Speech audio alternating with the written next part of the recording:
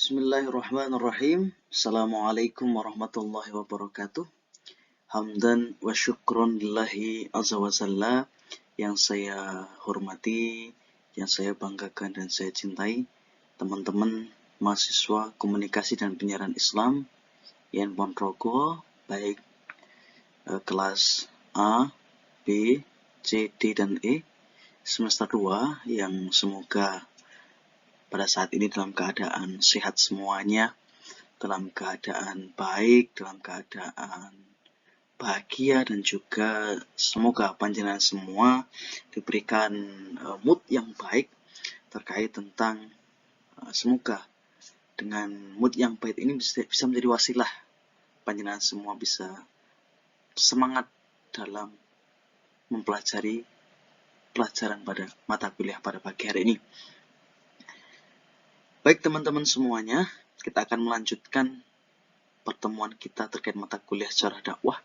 Dalam hal ini kita akan membahas terkait tentang bagaimana sebenarnya kondisi bangsa Arab sebelum datangnya Islam atau sebelum pra-Islam itu. Pemahaman konteks masyarakat sebelum kedatangan Islam memiliki peran penting setidaknya sebagai wahana kita memahami bahwa hadirnya Islam memberikan kontribusi sangat signifikan dalam kehidupan kita.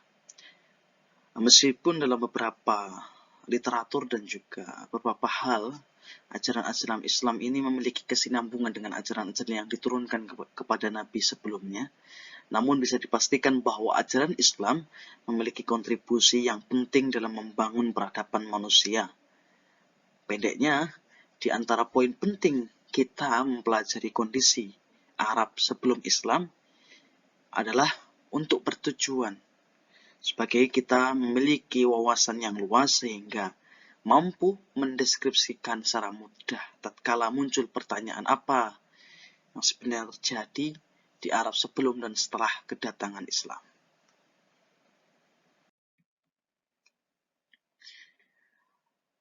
Dalam hal geografis, terutama di Jazirah Arab, dari segi geografis, Jazirah Arab terletak di sebelah barat daya Asia, terbagi atas dua bagian, yaitu bagian tengah dan juga bagian tepi.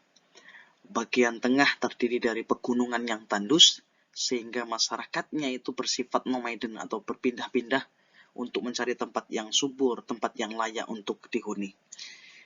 Yang kedua, sebaliknya, di tepi Jazirah Arab itu lebih daerah yang bersifat subur karena curah hujan yang tinggi dan juga penduduknya sebagian besar adalah penduduk yang bukan penduduk yang nomaden, artinya tetap tidak mengembara. Secara historis sebenarnya bangsa Arab itu dalam hal geografis memang tidak banyak perubahan. Yang paling mencolok dalam hal adalah kependudukan. Bahwasanya di Arab tuh dalam literatur sejarawan Arab, bahwasanya di Arab itu mempunyai 3 golongan suku. Yang pertama adalah Al-Arab Al-Baitiyah atau yang biasa disebut dengan orang-orang Arab yang kuno. Yang kedua ada Al-Arab Al-Arabiyah atau orang Arab yang pribumi atau asli. Yang ketiga adalah Al-Arab Al-Musta'ribah. Ini adalah orang-orang Arab yang orang Arab yang pendatang. Jadi ketiga golongan kelompok orang Arab ini adalah sebagai penanda bahwasanya ternyata di Jazirah Arab ini mempunyai 3 kelompok besar. Yang pertama adalah Al-Arab Al-Baitiyah, yang kedua adalah Al-Arab Al-Arabiyah, dan yang ketiga adalah Al-Arab Al-Mustaribah itu sendiri. Dan agama bangsa Arab sebelum Islam adalah dari segi agama atau teologinya ada beberapa agama yang dianut oleh bangsa Arab sebelum datangnya agama Islam. Dari segi agama yang dianut oleh bangsa Arab sebelum kedatangan Islam, ada beberapa kepercayaan atau teologi yang mereka anut, yaitu yang pertama adalah fatalisme, yang kedua ada paganisme, yang ketiga ada kepercayaan kepada Allah sebagai sumber Tuhan, dan yang ketiga ada monoteisme. Fatalisme ini adalah sebuah kepercayaan yang menganggap bahwa waktu itu merupakan manifestasi dari Tuhan. Menurut kepercayaan ini, orang-orang yang menganut kepercayaan ini bahwa ada dua hal yang mewujudkan sesuatu yang tidak bisa diganti oleh semua hal yang ada di dunia ini, yaitu adalah rezeki dan juga kematian. Dua hal ini adalah keberadaannya di luar kontrol manusia, sehingga muncul kepercayaan bahwa peristiwa-peristiwa yang terjadi dalam kehidupan ini merupakan sesuatu hal yang ditentukan oleh waktu. Ini yang disebut dengan fatalisme. Yang kedua adalah paganisme. Paganisme adalah kepercayaan yang dianut oleh masyarakat Arab. Dalam literatur review yang dijelaskan dalam buku History of Arab, menjelaskan bahwa terdapat 10 Tuhan yang disembah oleh masyarakat. 3 di antaranya itu adalah direpresentasikan menjadi Tuhan yang sifatnya feminin, yaitu ada Lata, Uzzah, dan Manat.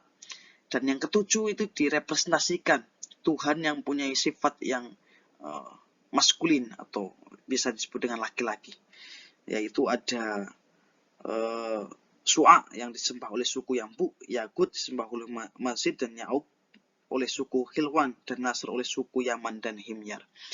Ini adalah Tuhan-Tuhan yang disembah dalam ajaran paganisme. Yang selanjutnya ada Tuhan, kepercayaan kepada Allah yang super Tuhan, sebagai super Tuhan. Nah, konsep ini dalam masyarakat Arab pra-Islam setidaknya mengandung beberapa pengertian. Yang pertama ada sebagai Tuhan sebagai pencipta alam semesta, Tuhan sebagai pemberi hujan dan juga kehidupan yang ada di muka bumi ini, dan juga Tuhan yang sifatnya adalah gunakan untuk sumpah-sumpah sakral. Dan yang terakhir adalah Tuhan sebagai bentuk sesembahan yang disembah melalui perantara dewa-dewa yang lain. Sebenarnya dalam hal ini konsep Tuhan yang mereka usung ini sebenarnya beda dengan konsep Tuhan pada pada masyarakat Islam. Ini lebih, saya melihat bahwasanya ini lebih kepada animisme dan juga dinamisme. Yang selanjutnya adalah agama monoteisme. Dalam hal ini saya juga mempelajari terkait history of Arab, bahwasanya ada kaitannya agama ini dengan masyarakat Arab itu sendiri, terutama masyarakat sebelum Islam. Ada 3 teori yang dimunculkan dalam konsep agama ini. Yang pertama adalah monoteisme sebagai kiblat pengaruh dari agama Yahudi. Yang kedua adalah monoteisme merupakan suatu yang bersifat alamiah. Dan yang ketiga adalah monoteisme berkaitan dengan term Hanif, yang itu agama yang dibawa oleh Nabi Ibrahim. Jadi sebenarnya konsep ketuhanan agama atau teologi yang diusung oleh masyarakat sebelum Islam di Arab ini adalah banyak sekali atau beragam. Kesusastraan bangsa Arab tidak dipungkiri lagi bahwasanya dari segi kesusastraan atau sastra, dan bangsa Arab sangat sejak dulu telah dikenal sebagai bangsa pecinta sastra, syair, puisi, prosa, dan lain sebagainya. Kita mengenal saat itu mungkin ada sesudah Islam, masa Islam ada namanya Abu Nawas, ada Nasruddin Hoja, dan juga untuk saat ini mungkin yang terkenal ada Nijar Kobani, ada Mahmud Darwis, dan lain sebagainya. Ini adalah membuktikan bahwa sebenarnya bangsa Arab itu adalah bangsa yang suka bersair, membuat puisi dan membuat prosa. Bahkan keilmuan, ilmu-ilmu balaghah itu juga yang menciptakan adalah orang-orang Arab sendiri. Selanjutnya adalah kondisi kemasyarakatan bangsa Arab. Dari segi kemasyarakatan bangsa Arab menunjukkan bahwa sebenarnya solidaritas antar sesama suku atau kabilah di Arab itu sangat tinggi. Yang menunjukkan, yang membedakan adalah bagaimana sebenarnya bangsa Arab ini tidak kompak antara berbeda kabilah. Mereka itu kompak dalam kabilah, tapi di luar kabilah mereka itu gampang sekali tersulut emosinya, gampang sekali menjalin peperangan. Maka dari itu tidak heran bahwa saat ini bangsa Arab ini adalah bangsa yang sering berperang, karena memang secara historis mereka itu kompak secara kabilah tapi tidak secara kebangsaannya. Maka tidak heran teman-teman semua bahwa kita di Indonesia ini sangat sebenarnya harus menghargai kebangsaan kita yang sangat berbeda-beda tetapi satu jua dan juga sangat menjunjung tinggi kesatuan dan persatuan. Yang selanjutnya adalah kondisi politik dan juga sosial. Kehidupan politik dan sosial masyarakat Arab sebelum Islam adalah baik itu nomadin atau menetap, itu adalah hidup berbudaya kesukuan Badui. Dalam menyelesaikan masalah mereka sering menggunakan cara berperang. Seperti yang sudah saya utarakan tadi, walaupun mereka ini mempunyai amir atau petinggi atau syekh atau presidensial, mereka hanya tunduk pada hal peperangan, pembagian harta rampasan dan pertempuran tertentu, namun tidak tunduk untuk masalah yang lain. Selanjutnya adalah kondisi ekonomi bangsa Arab. Ini adalah kondisi perekonomian bangsa Arab sebelum Islam ditinjau dari segi mata pencarian ada dua kategori. Yang pertama adalah untuk masyarakat pedalaman. Ini mereka lebih banyak disebut dengan ahlu badui atau baidah, mereka bekerja di sektor pertanian dan peternakan, sedangkan masyarakat perkotaan lebih banyak di sektor perdagangan. Yang perlu digarisbawahi teman-teman, yang perlu saya sampaikan juga bahwasanya sebenarnya terkait dengan jahiliyah, konsep jahiliyah itu adalah bukan konsep terkait kebodohan. Bahwa sebenarnya bangsa Arab itu dulu tidak bodoh. Hanya saja konsep jahiliyah ini sebenarnya bukan konsep kebodohan, tapi konsep bahwasanya masyarakat Arab dahulu adalah mempunyai watak atau mempunyai akhlak yang tidak baik, mempunyai moral yang tidak baik. Salah satunya adalah mereka tidak menghargai perempuan. Mereka sering mendiskriminasi perempuan dan juga tidak menghargai perempuan, mengesampingkan peran perempuan. Maka dari itu, sebelum datangnya Islam, perempuan itu berada di kasta terbawah. Dan setelah datangnya Islam, perempuan dihargai, perempuan diberikan panggung di ruang publik. Dan sampai saat ini. Mungkin itu saja yang bisa saya sampaikan terkait tentang bagaimana kondisi bangsa Arab sebelum datangnya Islam.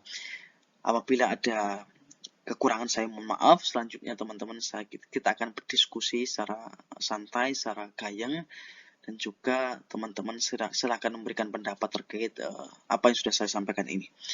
Ya, sekali lagi saya mohon maaf apabila ada kurang lebihnya. Dari saya, wallahu muwaffiq ila aqwamit thoriq. Assalamualaikum warahmatullahi wabarakatuh.